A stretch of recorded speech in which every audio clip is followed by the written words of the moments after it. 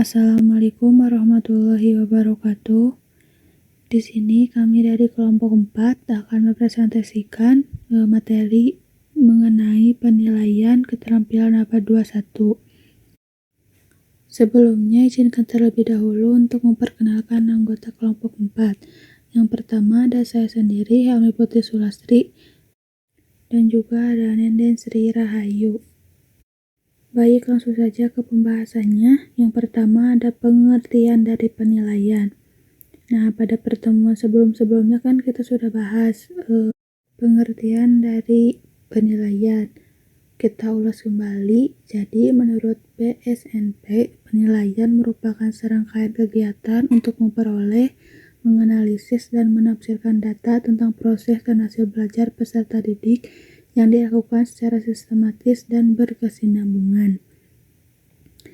Nah, menurut Hamid, penilaian adalah suatu kegiatan pengukuran, kuantifikasi, dan penetapan mutu pengetahuan siswa secara menyeluruh. Penilaian harus terintegrasi dalam proses pembelajaran dan menggunakan beragam bentuk.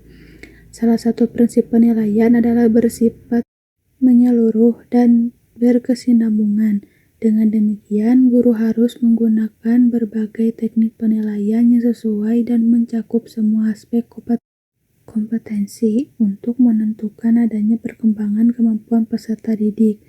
Aspek kompetensi yang dimaksud adalah aspek kognitif, aspek psikomotorik, dan aspek afektif. Selanjutnya, pengertian dari keterampilan.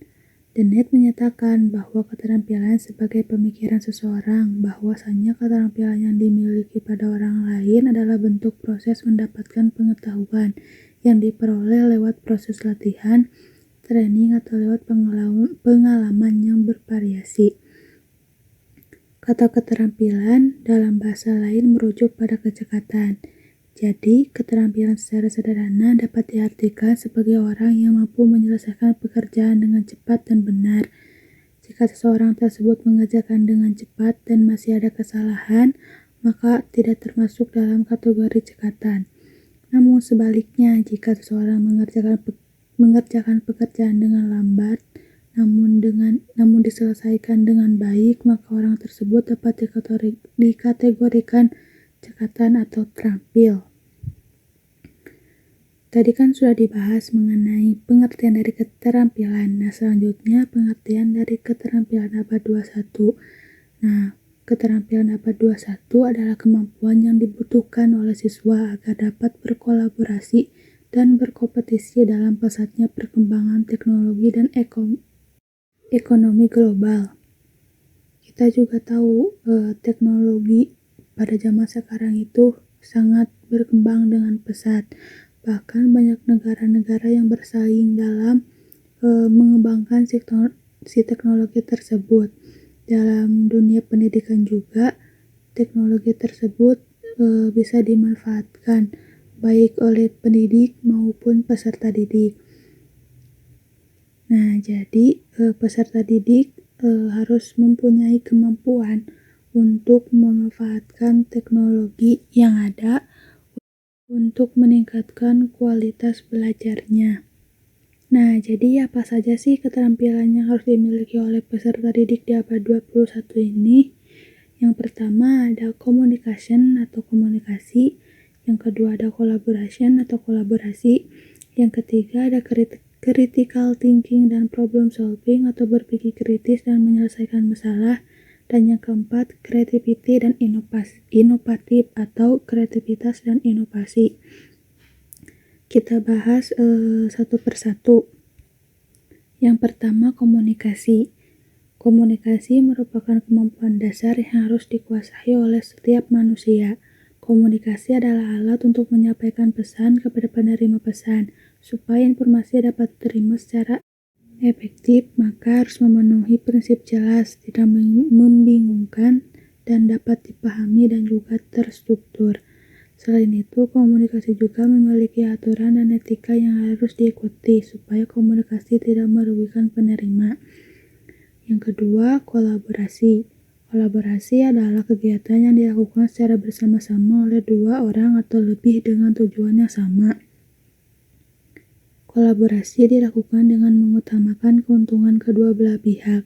Semua pihak yang terlibat memiliki tanggung jawab yang jelas dan masing-masing peran dideskripsikan dengan jelas. Yang selanjutnya, berpikir kritis. Berpikir kritis berarti menimbang segala informasi dengan takaran logis dan dapat dipertanggungjawabkan. Kritis terhadap informasi adalah memiliki pendapat atau pandangan disertai alasan dan data yang jelas. Jadi berpikir kritis tidak hanya aktif saja, tetapi juga alasan yang diutarakan bisa diterima oleh akal. Supaya terbiasa berpikir kritis, maka otak harus dilatih fokus, karena berpikir kritis timbul dari akibat pemahaman yang benar, sedangkan pemahaman tidak bisa diperoleh tanpa fokus dan konsentrasi. Yang selanjutnya, menyelesaikan masalah. Nah, keterampilan menyelesaikan masalah adalah kemampuan dalam memahami masalah, menemukan solusi, dan mampu memprediksi hasil.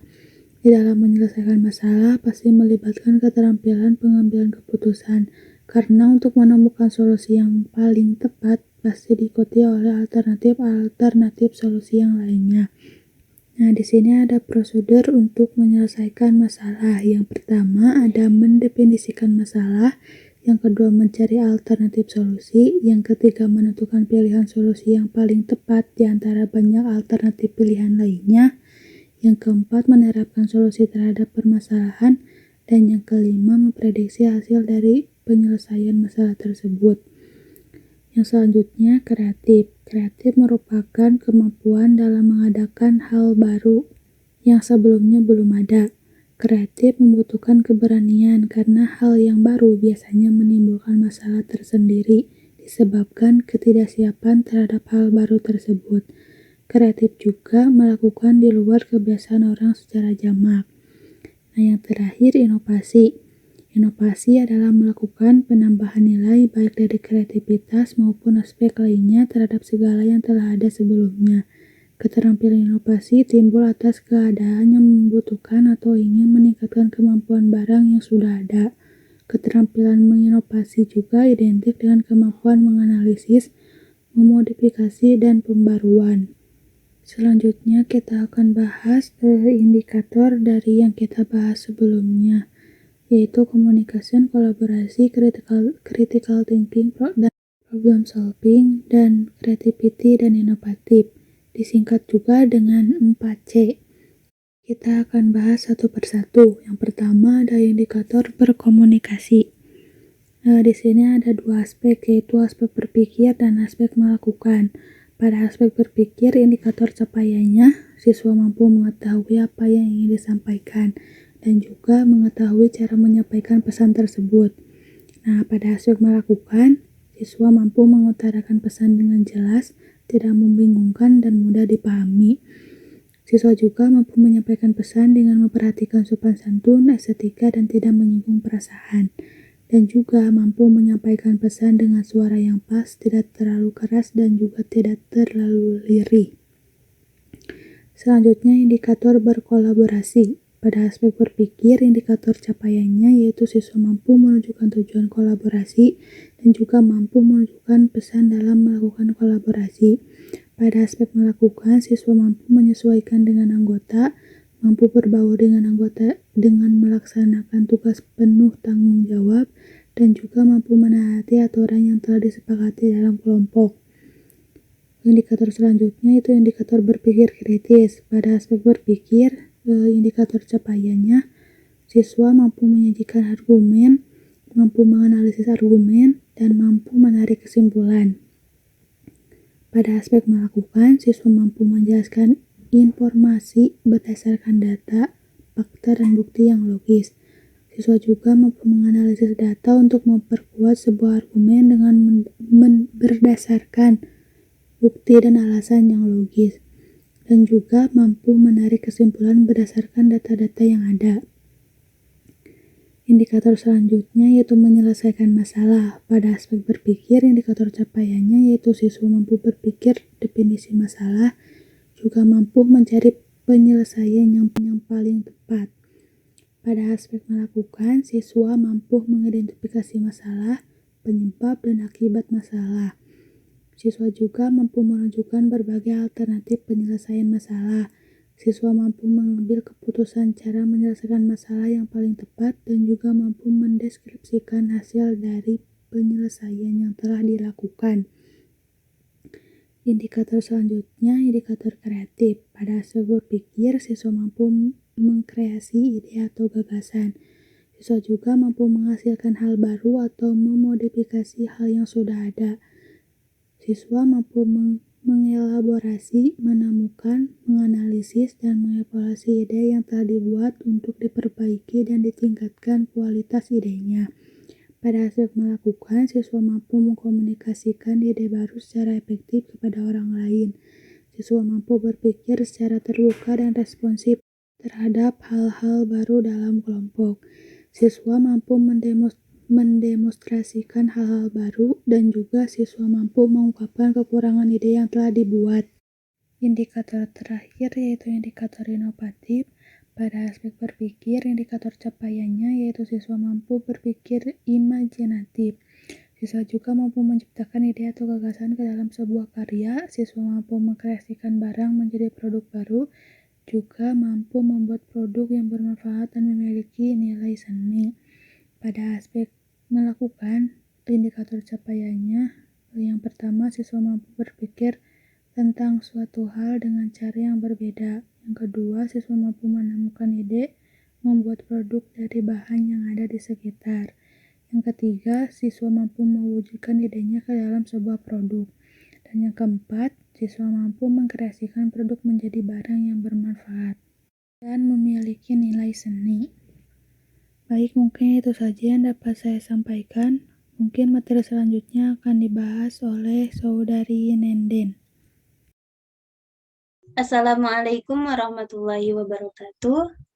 Baik, di sini saya akan melanjutkan penjelasan dari teman saya, yaitu masih terkait penilaian abad 21, di mana sekarang saya akan membahas tentang visi penilaian abad 21 dan dimensi pembelajaran abad 21. Mari kita bahas satu persatu. Yang pertama ada visi penilaian abad 21. Apa itu visi? Visi ini biasanya kita sebut sebagai cita-cita atau nilai inti dari sesuatu. Nah, dapat kita lihat dari pengertiannya, visi penilaian abad 21 ini merupakan penilaian tidak hanya mengukur pengetahuan tentang fakta diskrit, atau bisa kita sebut fakta diskrit itu hal yang tidak saling berhubungan, namun juga kemampuan untuk menerapkan pengetahuan secara kompleks dalam segala situasi. Kemudian yang kedua ada dimensi pembelajaran abad 21. Apa itu dimensi? Dimensi itu dapat kita katakan ukuran. Jadi ukuran pembelajaran abad 21 ini apa? Nah, harus mengukur keterampilan dalam menghadapi kehidupan lingkungan yang semakin kompleks. Ada 3 hal mendasar bahwa penilaian siswa harus pertama berbasis kinerja, tertanam dalam kurikulum, berdasarkan model pembuktian kognisi dan pembelajaran yang umum. Selanjutnya kita akan membahas tentang tuntutan strategi penilaian abad 21. Apa saja tuntutan penilaian abad 21 ini? Yang pertama, perlunya pergeseran dalam strategi penilaian yang dapat mengukur keterampilan di lingkungan global yang kompleks.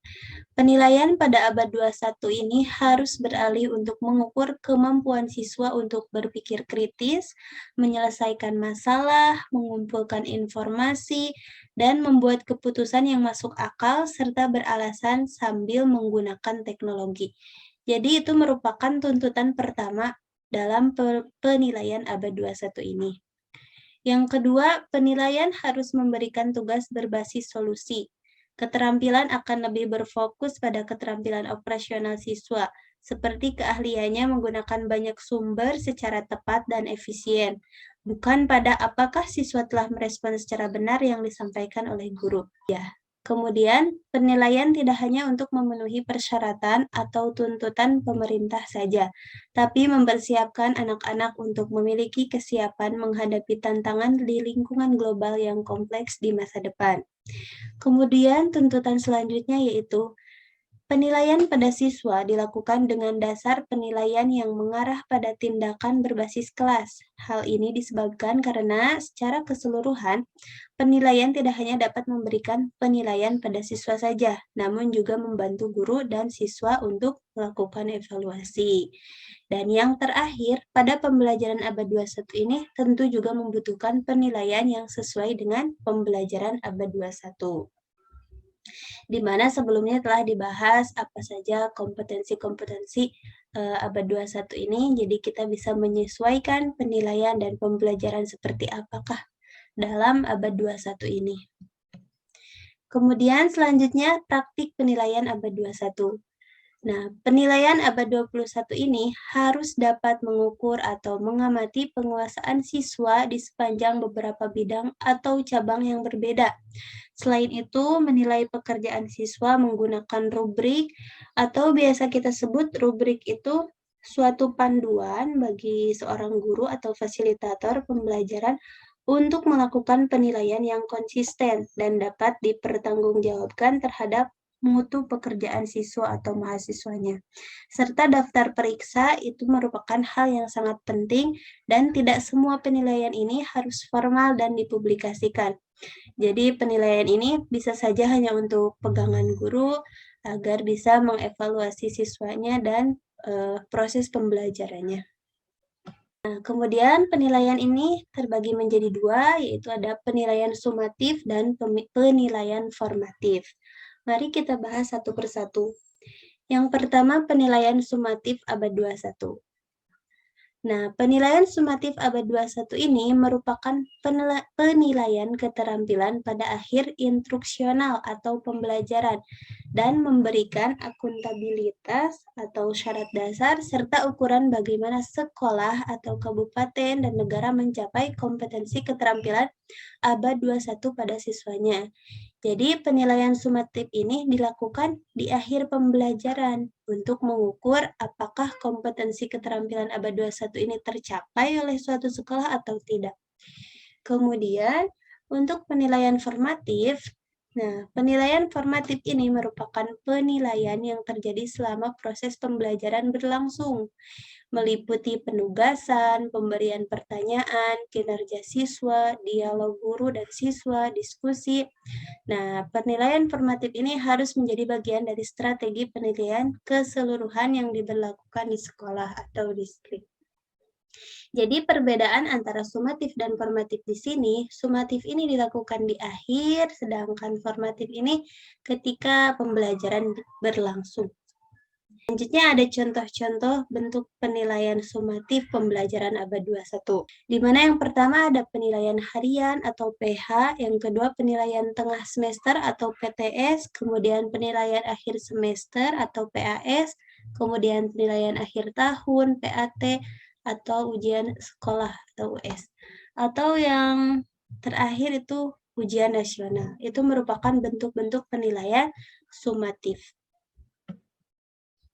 Nah, sedangkan untuk contoh bentuk-bentuk penilaian formatif pembelajaran abad 21, di sini sangat banyak sekali.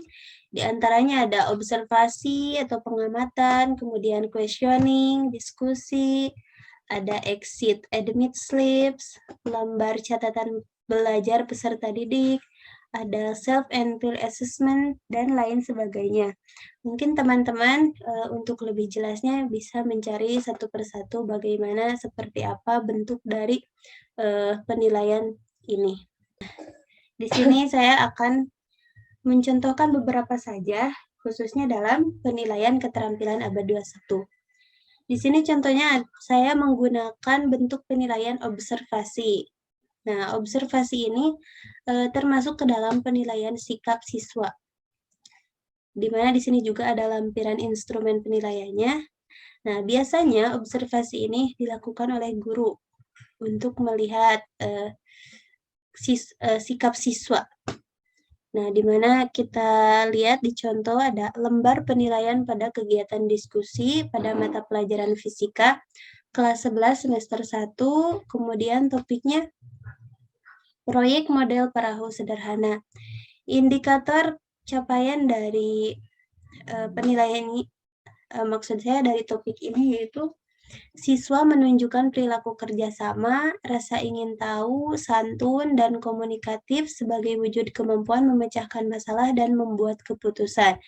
Nah, dapat kita lihat dari indikator tersebut, itu sudah ada sangkut pautnya dengan keterampilan abad 21, yaitu di mana di sini ada komunikatif atau communication, kemudian ada collaboration, and solve the problem atau memecahkan masalah.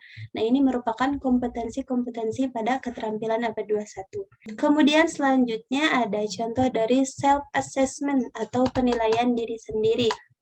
Nah, self-assessment ini masih bentuk penilaian sikap juga, tetapi di mana self-assessment ini siswa melakukan penilaian oleh dirinya sendiri. Jadi, siswa memberikan nilai untuk dirinya sendiri. Contohnya di sini ada namanya kelas, kemudian topiknya masih sama, proyek model perahu sederhana. Nah, diharapkan setelah menyelesaikan proyek model perahu sederhana, kalian dapat melakukan penilaian diri dengan cara memberikan checklist pada kolom yang tersedia sesuai dengan kemampuan. Di sini guru memberikan pertanyaan serta kolom sudah memahami atau belum memahami. Contoh di kolom pertama ada memahami penerapan konsep KBT dalam menyelesaikan masalah keseimbangan perahu. Nah, siswa tersebut diharapkan berlaku jujur. Kalau dia belum memahami, dia harus memilih belum memahami. Kalau dia sudah memahami, dia harus memilih sudah memahami. Dan selanjutnya, ada contoh penilaian peer assessment atau penilaian antar teman. Nah, penilaian antar teman ini, contohnya kita bekerja kelompok, kemudian dalam satu kelompok itu ada 6 orang. Nah, dari 6 orang tersebut, kita harus melakukan penilaian masing-masing. Misalkan, Dede melakukan penilaian untuk teman 1, teman 2, teman 3, teman 4, dan teman 5. Serta dia juga harus menilai dirinya sendiri. Nanti teman 1 juga akan menilai Dede, teman 2, teman 3, teman 4, teman 5. Jadi semuanya saling menilai. Nah, kemudian yang terakhir, itu ada contoh tes tertulis, di mana tes tertulis ini merupakan contoh dari penilaian pengetahuan atau kognitif siswa. Contohnya di sini ada soal tes pilihan ganda yang beralasan atau two-tier test. Indikator soalnya di sini mengidentifikasi desain perahu layar yang tidak stabil. Tingkat kognitifnya C3, di mana C3 itu merupakan application atau penerapan. Jadi siswa mampu menggunakan konsep, prinsip, dan prosedur untuk memecahkan masalah tersebut.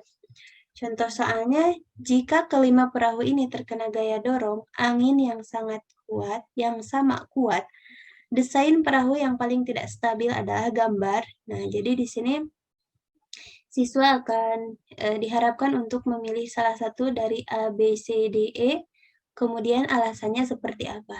Nah, jadi dalam tes tertulis ini saya pikir ini akan membuat siswa berpikir kritis serta bagaimana cara memecahkan permasalahannya. Nah, di sini juga ada pedoman penilaian tes pilihan ganda beralasan. Nah, pedoman ini untuk guru, di mana kalau siswa menjawab optionnya betul tetapi alasannya salah, guru bisa memberikan skor 1. Tetapi jika optionnya betul tetapi alasannya mendekati benar, guru bisa memberikan skor 2. Dan jika optionnya betul, alasannya benar, guru bisa memberikan nilai 3. Jadi nilai tersebut tergantung nilai yang diberikan oleh guru. Nah, mungkin itu saja dari kelompok kami. Mohon maaf jika ada kekurangannya. Mudah-mudahan teman-teman semua tidak puas dengan pembelajaran hari ini. Untuk kurangnya, teman-teman bisa mencari tahu lebih dalam, baik itu dari Google, dari YouTube, ataupun tanyakan langsung kepada expertnya atau ahlinya. Terima kasih. Wassalamualaikum warahmatullahi wabarakatuh.